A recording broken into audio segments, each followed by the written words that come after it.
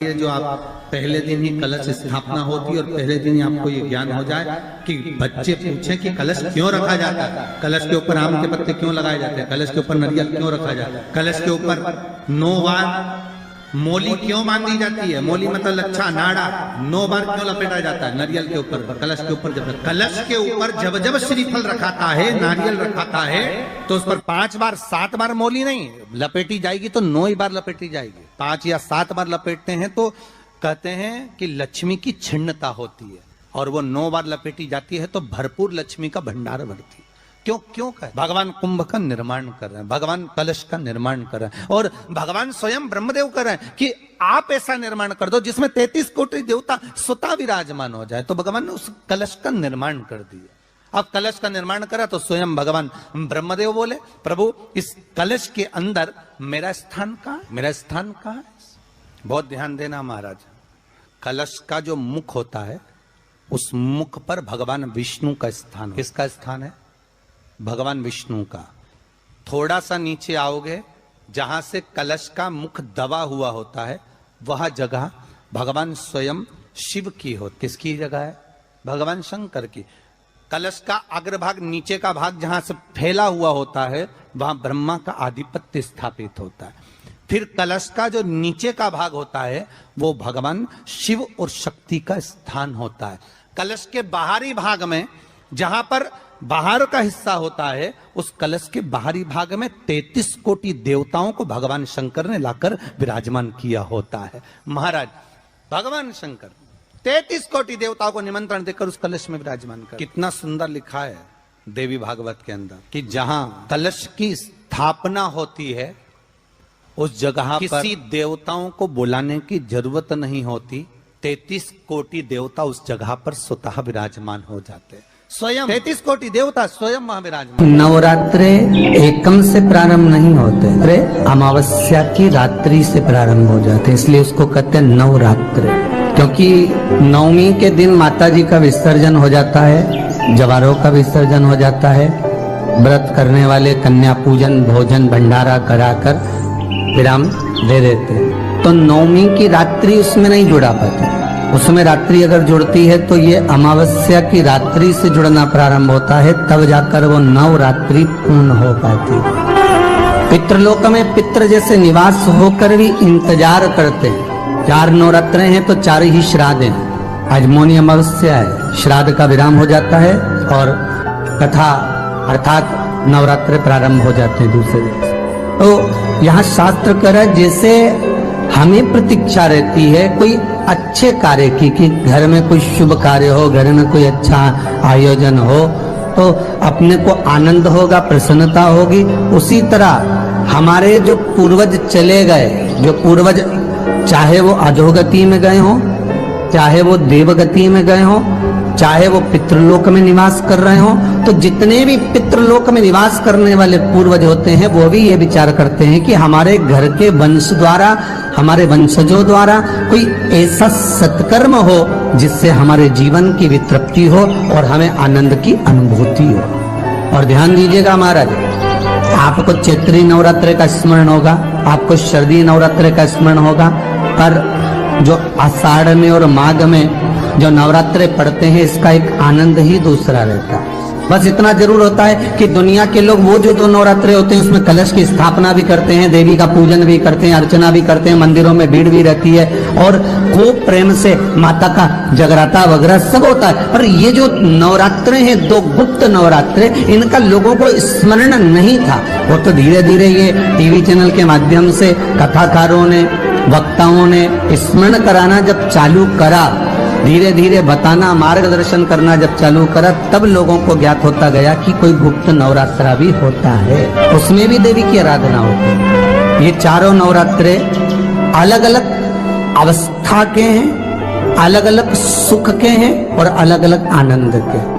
आपके घर में पितृदोष है, आपको ऐसा महसूस होता है, तो किसी भी नवरात्रि के पहले जो अमावस्या पड़ती है, जिस दिन अमावस्या रहे उस दिन चावल की कटोरी में एक कपूर का टुकड़ा रख दीजिए, छोटा सा, और कपूर का टुकड़ा रखकर उस कपूर को दरवाजे के बाहर कटोरी में ही, चावल रखी हुई कटोरी में ही उसको पितरों का स्मरण कर कर जला दीजिए, और जलाने के बाद उस चावल को कहीं भी किसी भी वृक्ष की छांव में पक्षियों के लिए डाल दीजिए। शिव महापुराण की कथा कहती है, अगर मान लो पितृ आपको कष्ट दे रहे हैं, पितृ आपको तकलीफ दे रहे हैं, कोई काम नहीं होने दे रहे हैं, या कहीं आपको ऐसा लगता है कि पितरों का दोष है, तो वो पितृ दोष देवी, अब ये जो आप करेंगे ये कब कर रहे हैं? अमावस्या के दिन आप उसको रख रहे हैं। अमावस्या के दिन उसको रखकर रात भर आपने रखा कपूर के साथ में, सुबह एकम पड़ गई, नवरात्रि लग गई, उसी दिन उसको जलाकर आपने पटक दिया। अर्थात उससे देवी और पितृ इन दोनों का आशीर्वाद जो प्राप्त होता है, तो घर में से पितृदोष समाप्त होकर लक्ष्मी की वृद्धि प्रारंभ हो जाती है, कार्य में सिद्धता आ जाती है। और नवरात्रि में भी देवी की आराधना का एक स्मरण का सुख है हमारा। ज्योत का विधान है, नवरात्रि में देवी की ज्योत लगती है, अखंड ज्योति लगती है, जवारे बुआए जाते हैं, कलश लगता है, ज्योत का भी विधान है। जिसके यहाँ दिया अखंड जलाया जाता है, अगर वो दिए की बाती अगर दक्षिण दिशा की होती है, तो उसके घर में साल भर में एक घात जरूर हो। जो दिया अखंड जलता है, उसकी बाती का मुख दक्षिण का नहीं होना चाहिए। अगर आपने देवी भागवत का स्मरण करा हो, देवी भागवत को अगर सुना हो, तो देवी भागवत में स्पष्ट किया गया कि पूर्व की ओर मुख करा हुआ दिया, अर्थात पूर्व की ओर ज्योत जो जलाई जाती है, वो संपदा की वृद्धि करती है। पश्चिम की ओर मुख कर जो ज्योत लगाई जाती है महाराज, वो बेबहू को देती है।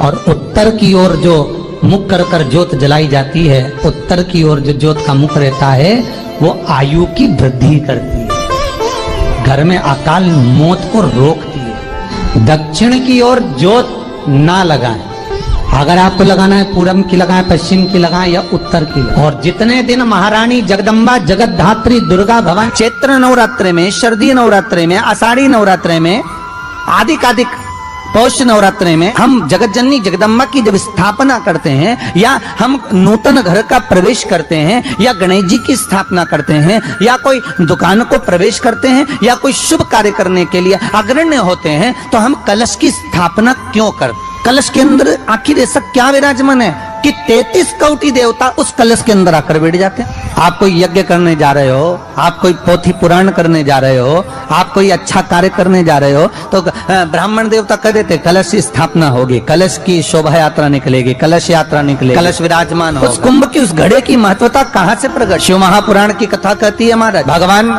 ओघड़दानी शंकर स्वयं आद्य शक्ति जगदम्बा से कहते हैं कि जगदम्बा तू क्या चाहती है बोल। तो जगत जननी जगदम्बा कहती है कि जहां मैं हूं वहां शंकर है, ये आपने कह दिया, पर जहां शंकर है वहां पार्वती का होना जरूरी है। उसके लिए सिद्ध करने के लिए एक स्थान ऐसा बनाया जाए जहां पर शंकर विराजमान है और शंकर के साथ पार्वती विराजमान है। तो शिव जी ने कहा, पार्वती उसके लिए मैं तुझे एक सुंदर कलश का निर्माण कर देता।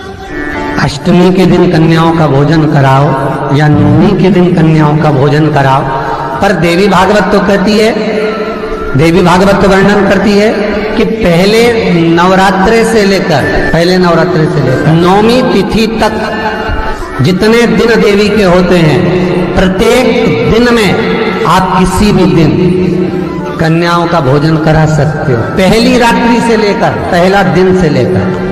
पर 9वें दिन तो सवेरे पूजन करके, यज्ञ करके, अनुष्ठान करके देवी को विसर्जन कर दिया, फिर नवरात्रि पूर्ण कैसे हुई? नवरात्रि की पूर्णता होती है अमावस्या की रात से गिनी जाती है। कौन से दिन से गिनते हैं? अमावस्या की रात्रि, फिर एकम की रात्रि, फिर दूज की रात्रि, ऐसे गिनते गिनते अष्टमी की रात्रि तक और नवमी के दिन सुबह तक या दोपहर तक या शाम तक, जब तक आप यज्ञ ना करें तब तक ये 9 रात्रियां पूर्ण गिनी जाती है महाराज देवी भागवत के हिसाब से पूर्णता। अब हमने कन्या भोजन का जो क्रम बनाया, अष्टमी के दिन करा देंगे, नवमी के दिन करा देंगे, इस तिथि को करा देंगे, पर भाव देखिए, शास्त्र कहता है भूखे को भोजन जब कराइए जब उसको भूख लगी हो, और ऐसों को कराइए जिसको जरूरत पड़ रही है। तो आज सुनते हैं आरती श्री दुर्गा जी की। जय अम्बे गौरी मैया, जय श्यामा गौरी, तुम्हें को निस दिन ध्यावती मैया जी को निस दिन ध्यावती हरि ब्रह्मा शिविरी जय अम्बे गौरी मांगी सिंदूरे विराजते टीको मृग मद को मैया टीको मृग मद को उज्ज्वल से दो नैना निर्मल से दो नैना चंद्र बदननी को जय अम्बे गौरी कनकी समान कलेबर राक्तांबर राजे मैया राक्तांबर राजे रक्ति पुष्प गले माला लाल फूल गले माला कंठन परिसाजे जय अम्बे गौरी के हरि वाहन राजते खरग खपर धारी मैया खरग खपर धारी सुनि नर मुनि जन सेवकी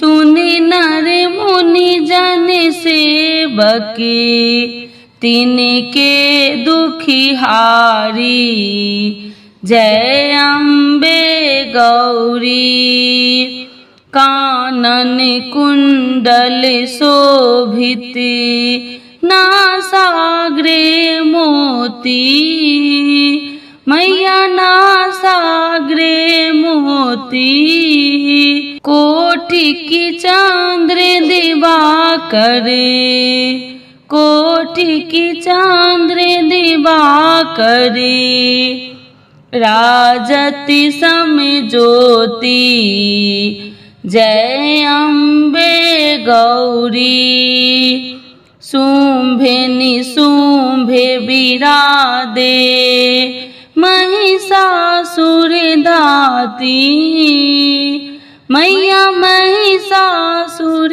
धाती धूर में बिलोचन नैना धूर में बिलोचन नैना निसी दिन मदमाती जय अम्बे गौरी चांद मुंड सनिहारे सोनित बीज हरे मैया सोनित बीज हरे मधु कैटभ दो मारे मधु कैटभ दो मारे सूर्य भयहीन करे जय अम्बे गौरी ब्रह्मानी रुद्रानी तुम्हें कमला रानी मैया तुम्हें कमला रानी आगम निगम बखानी आगम निगम बखानी तुम्हें शिव पटरानी जय अम्बे गौरी 64 योगिनी मंगल गावे नित्य करत भैरो मैया नित्य करत भैरो बाजत ताल मृदंगा बाजत ढोल मृदंगा औरी बाजत डमरू जय अम्बे गौरी भुजाचार अति